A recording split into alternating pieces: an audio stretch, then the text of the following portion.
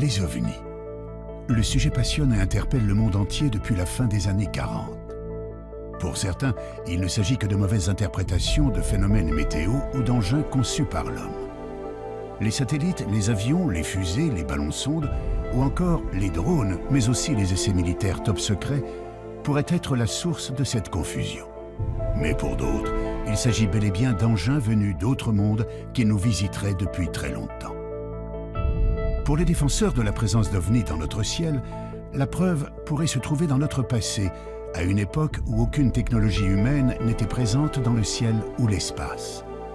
D'après eux, il existerait des archives contenant de véritables histoires de soucoupes volantes consignées dans les chroniques romaines. On trouverait aussi, au Moyen-Âge, la trace de vaisseaux aériens naviguant au-dessus des paysans en utilisant la foudre comme arme de destruction. Les chroniques de la Renaissance foisonneraient de rapports faisant état de fabuleuses apparitions dans le ciel. Des apparitions, pour certaines, clairement semblables aux observations modernes d'ovnis.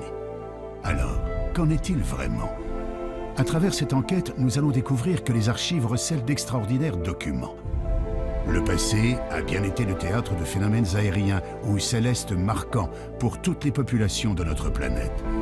Des observations qui furent interprétées comme des apparitions divines, des présages, mais aussi comme d'effroyables signes du ciel.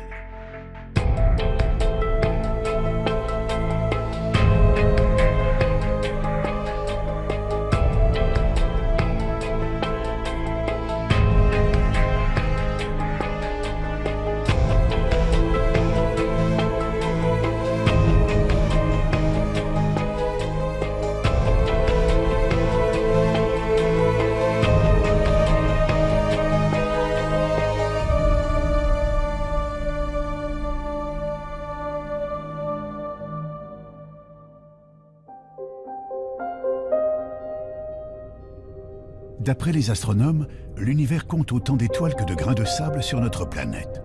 Certains pensent qu'il y a probablement des millions de mondes habitables et peut-être des planètes où vivraient des êtres intelligents, voire des civilisations supérieures à la nôtre. Serait-il possible que ces êtres soient déjà venus jusqu'à nous? La plupart des spécialistes des ovnis en sont convaincus. L'un d'entre eux, le journaliste Jean-Claude Bourret, est un précurseur dans ce domaine. Depuis maintenant près de 40 ans, il enquête d'une manière rigoureuse sur le sujet. Même s'il a pu étudier des centaines de dossiers concernant les ovnis, il n'a jamais été le témoin direct d'une observation. Je me suis trouvé confronté à un objet volant non identifié par l'intermédiaire